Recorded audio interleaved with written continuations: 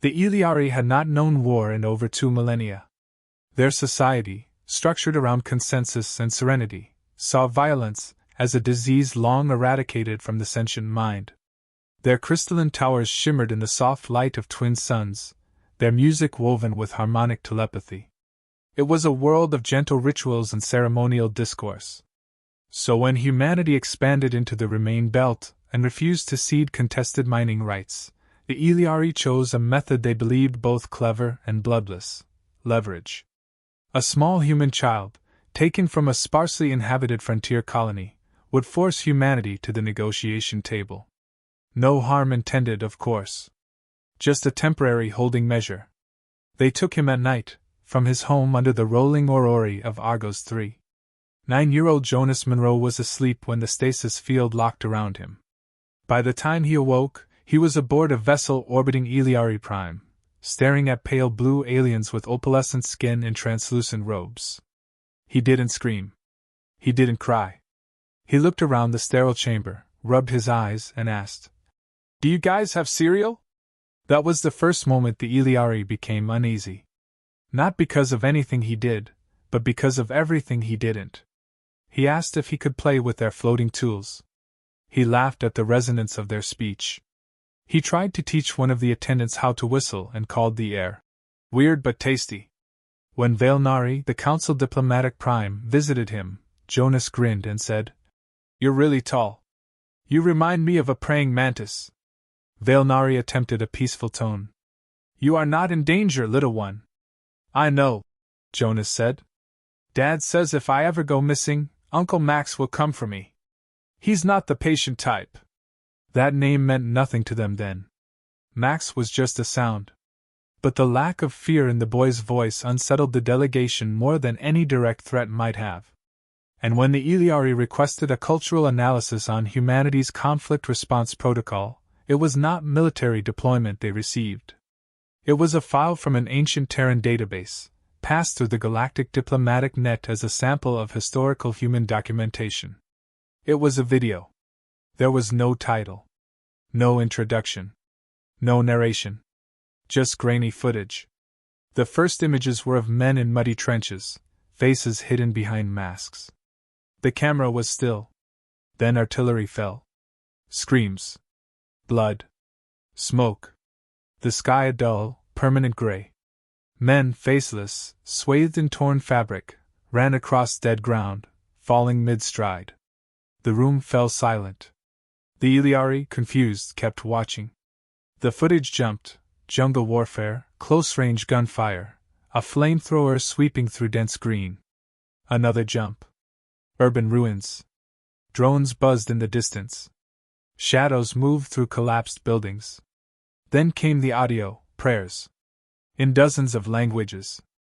Overlapping. Hope clashing with desperation. Still faceless. Always faceless. The video cut again, this time to a boy. Maybe 12. He sat in a ruined room, assembling a rifle with practiced hands. Another clip showed a teenager guiding injured peers through a burned-out village. A final sequence showed a child, bloodied and limping, rigging a vehicle with explosives. He paused, looked at the camera, and smiled. Someone in the Iliari delegation began weeping. Another, empathically sensitive, fell unconscious. Veilnari watched it all, motionless. The footage ended with a wall, sprayed with paint. "We fight because we have no choice." The room emptied slowly. No one spoke. In the silence, fear took root. Veilnari returned to the child, who was now lounging upside down on an Iliari couch, legs in the air. When asked how he was, Jonas replied, "Kinda bored." "You guys don't have cartoons?" Veilnari knelt, struggling to compose her thoughts. "Are you not afraid?" Jonas shrugged. "You guys don't look like the scary kind. And even if you were," he grinned. "My uncle once took down a bounty crew with a spoon." Veilnari hesitated. "Your uncle? Max?" "Yeah. Dropship commander. He says if anyone messes with family, the stars themselves aren't far enough." He plucked a floating ornament from the wall. "This your TV?" The council convened again. This time, no debate. No counterpoints. The footage had removed ambiguity. If this was how humans fought when desperate, when outnumbered, when young, what would they do for kin? What would they do when calm, deliberate, and vengeful? They did not wait to find out. A formal apology was drafted. Full reparations offered. The child was prepared for return. At the designated location, an empty clearing in neutral space, the Iliari delegation arrived with Jonas in tow. Waiting for them was a single human. He wore dark armor but carried no weapon. His expression was unreadable. Jonas ran to him without hesitation. "Uncle Max! They have this jelly stuff that tastes like grapes but it glows." The man smiled briefly. "You alright, kid?" "Yeah. They were nice. Just kinda weird." Max looked up at the Iliari. "No hard feelings," he said. It didn't sound like a threat. But no one dared answer. Jonas waved at the aliens as they left. They did not wave back. Back home, Jonas sat on his porch, the strange Iliari crystal chime they gifted him hanging beside him. It rang with the softest hum, musical and pure. His father sat next to him, silent. "Were you scared?" he finally asked. Jonas shook his head. "They were. Not of me. Of us." The chime rang again. Somewhere far beyond the stars, a species rewrote its entire doctrine on diplomacy. And they never, ever watched another human archive again. Jonas slept the entire return flight, curled in the co-pilot's chair, arms wrapped around the humming crystal gift the Iliari gave him. Max piloted in silence, eyes scanning the controls, barely glancing at the child. He didn't need to. He'd already confirmed no damage, no trauma. The kid was just himself. Unshaken. That told Max everything he needed to know about how the Iliari had treated him, and how much they'd learned. Max transmitted a single-word report to command. Resolved. No elaboration. None needed. But back on Earth, things were moving fast. The footage the Iliari accessed, old, unclassified war data, long forgotten by most, had been flagged. Not by humans. By other races. The diplomatic web hummed with activity. Dozens of species had been pinged by Iliari data requests. Keywords: human children, war capacity, cultural retaliation instincts. They hadn't just watched the footage. They'd shared it. By the time Jonas stepped off the shuttle at Argos 3's main colony port, there were over 100 open communications from foreign embassies requesting clarity, reassurance, or in several cases, simple acknowledgement that humanity was still the same as in those recordings. The colonial governor met them at the landing pad. She bent low to Jonas and said, "Welcome home." He squinted at her badge. "Do I get a prize or something?" She blinked. "We'll talk to your parents." Max nodded curtly and led the boy to the waiting hover transport. He didn't speak until the trees of the outer colony blurred past the windows. "You told them about me," he said. Jonas shrugged. "They asked?" "I didn't lie. You said I'd bring a battalion?" "Well, you would, right?" "No," Max said. "I'd bring a task force. Battalion's too messy." The boy laughed, then went quiet. "What did they show you?" Max asked. "Rooms. Lights. Food that wiggles." Pause. "They didn't understand us at all. Thought we'd come talk." Max tapped a console. "They thought wrong." They passed a field of solar collectors. Kids were playing tag between the panels. Jonas leaned his forehead on the glass and watched, saying nothing. Meanwhile, back in Iliari space, panic spread politely but quickly. The footage had gone beyond control. Dozens of peaceful species now had access to the same grim catalog, centuries of human warfare distilled into brutal, faceless efficiency. Several began immediate internal reviews. Empathic species banned their youth from accessing human cultural media. Strategic AI systems initiated updates to threat modeling protocols, recalibrating human military risk from volatile to unacceptable. Peacekeeping forces among allied worlds requested additional context. The Iliari gave only one answer: We did not fabricate anything. Fear traveled faster than light. The galactic concord, long a loose network of peaceful species with only symbolic military coordination, called an emergency session. No human delegates were invited. That wasn't an insult. It was a safety measure. The central topic: what humans might become if they ever lost a war. Not how they fight when victorious. That was documented. Organized. Professional. No. The question was what happens when they're cornered, when they break. When their children build bombs, when resistance movements rise from ashes, when the face disappears and all that's left is will. One representative, a soft-skinned Lairani matriarch, summed it up. We do not fear humanity's cruelty. We fear their endurance. Back on Argos 3, Jonas returned to school. He brought snacks shaped like Iliari fruit and a joke about being abducted by mantis aliens. The class laughed. The teacher didn't. Jonas kept saying they were nice enough. He never mentioned the video. He didn't need to. His parents knew something had shifted. Not in Jonas. He remained that same clever, curious boy, but in the silence around him. No alien vessels passed near Argos 3 after that. Ships detoured by light years. Trade routes reconfigured. A few colonies received surprise gifts, supplies, cultural archives, even defensive shielding tech, quietly labeled as goodwill gestures. Humanity didn't respond. That silence did more than any speech ever could. In a bunker deep beneath Earth's surface, analysts compiled reports. They traced the spread of the footage. They tracked responses, tallied panic levels, identified which species now saw humans not as dangerous, but as a last resort species. The phrase circulated internally, "Don't awaken the fallback."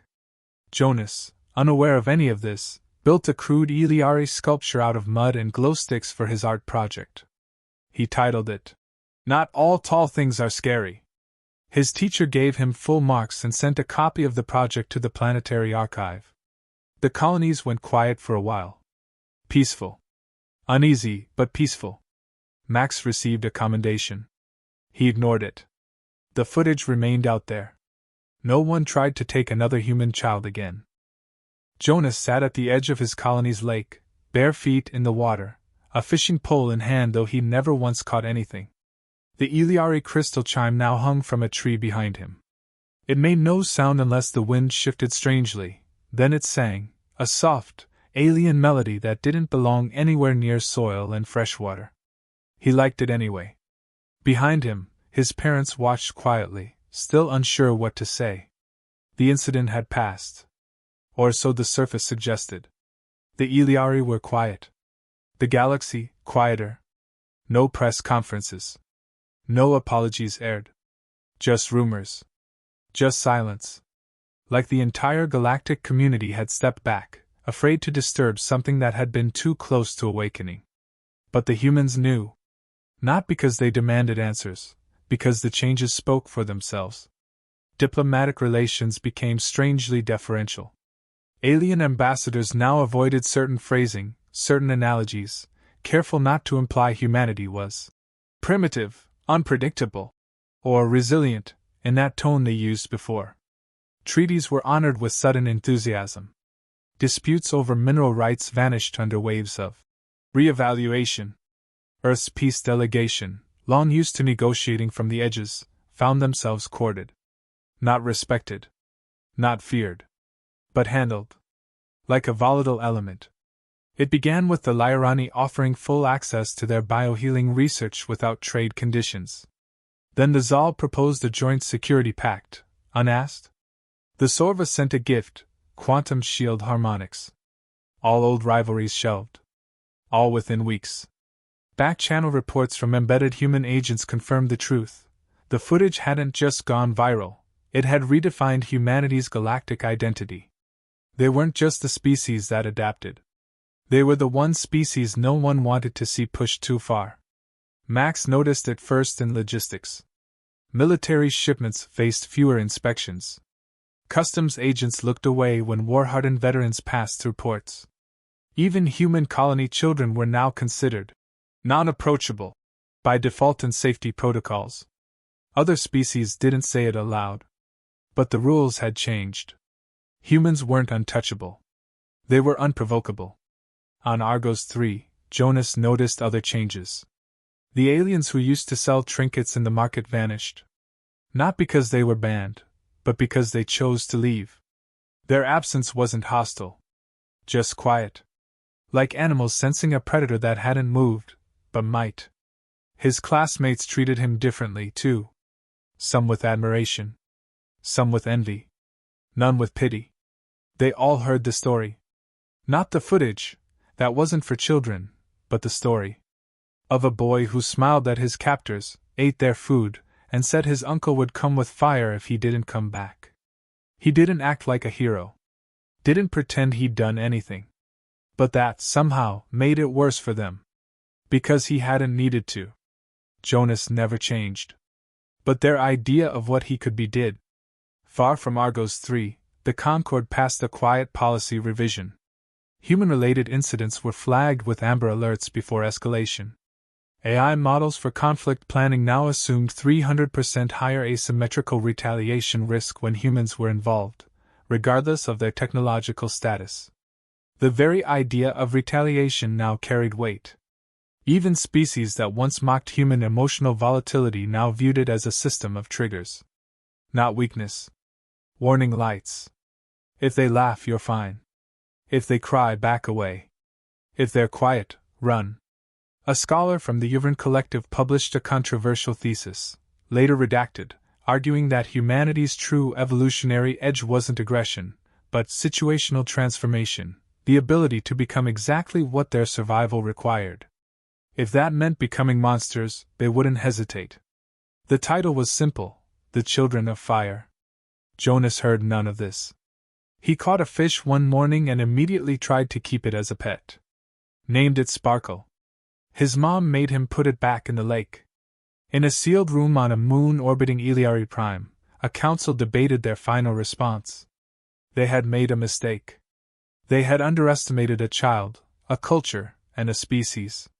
They had opened a door none of them were prepared to walk through. What disturbed them most wasn't the footage. It was the casual, instinctive way the human child had accepted the possibility of death, and deferred to a family member's vengeance, as if it were just normal. As if the fire was always there, ready, waiting, just unlit. The Iliari voted unanimously to seal all records. They'd declared the video archive restricted cultural trauma content. But they knew others had already seen it. The fear couldn't be undone. Jonas fell asleep that night holding the chime. Outside, the wind stirred. The melody rang out once. Then went still. And above him, somewhere past the sky, thousands of civilizations dreamed uneasily of faceless shadows, children with bombs, and a species that never truly loses, only endures. In the years that followed, nothing happened, and that was the loudest message of all. Human colonies grew without interruption. No skirmishes. No kidnappings. No diplomatic posturing from old rivals. The silence didn't come from peace. It came from recalibration. Academies across the galaxy quietly rewrote their xenocultural threat assessments. Humanity was placed in a separate category, either ally nor enemy, but limit defined. A species you didn't antagonize not because of moral concerns, but because you couldn't afford the outcome if they broke. Behind polished conference tables, officials pretended it hadn't changed them. But they spoke more softly when humans entered the room. Disagreements with Earth's delegation ended with concessions, never ultimatums. Even when humans made mistakes, others looked away. Not out of pity. Out of restraint. The footage remained unbanned but became taboo. No race dared reproduce it. No scholar analyzed it publicly. It was treated like a sacred fire, acknowledged, respected, never touched. The few who viewed it afterward did so privately and changed the way they taught history. They stopped using the word barbaric. They started using adaptive. Back on Earth, Jonas grew. He remembered the crystal. He kept it but eventually stopped showing it to others. It became less about what it meant, more about the quiet reminder They'd feared him once, not because he was dangerous, but because he belonged to a species that made war a tool, not an identity. He never saw the footage that had sparked it all. No one let him. But he'd seen the results, the gifts, the space between words and diplomatic broadcasts, the careful distance other aliens gave him even in casual contact. He went on to become a teacher. Not military. Not political. He taught history on a small colony world, the kind that rarely made the news.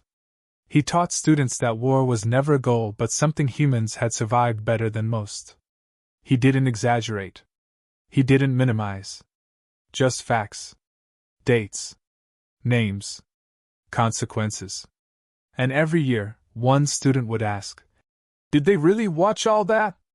About the kids, the bombs, the pain?" He would answer the same way each time. They watched the wrong parts. That was the truth. Because they hadn't seen love in the middle of ruin. Hadn't seen sacrifice between the battles. Hadn't seen what came after, the rebuilding, the forgiveness. They'd seen pain and assumed it was the point. They'd missed the core, that humanity doesn't fight because it wants to. It fights because it has to. And it learns how. Elsewhere, the term human escalation ceiling became common in risk projections. Strategists factored in that humans could withstand longer sieges, operate with fewer supplies, and recruit from every civilian age group if cornered.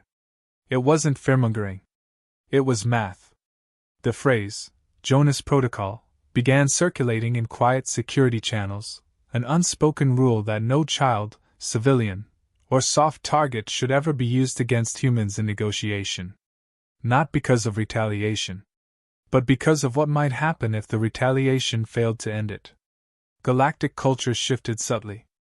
Combat simulations removed human factions from default test scenarios. Not because they were invincible, but because if they lost, the simulation broke. The humans always adapted faster than the model allowed. Jonas never knew any of that. He lived a long life. Peaceful. Curious. His students carried pieces of him into other colonies, other postings. Some became diplomats. Some didn't. But they remembered what he taught them, not about the war footage, but about who they really were under it all. When he died, the chime was buried with him. Not in a museum. Not on display. Just folded in his arms, silent. Long after his passing, on a world light years away, a new species contacted the Concorde, seeking to understand the humans. They asked if the footage was real, if the stories were true. A reply came, not from Earth, but from a council elder of the Iliari. All we saw was what happens when you try to break a human, and what rises from the ashes. They never asked again. The galaxy changed not because humanity fought, but because it could. And chose, every day after, not to. That choice terrified them more than war ever could.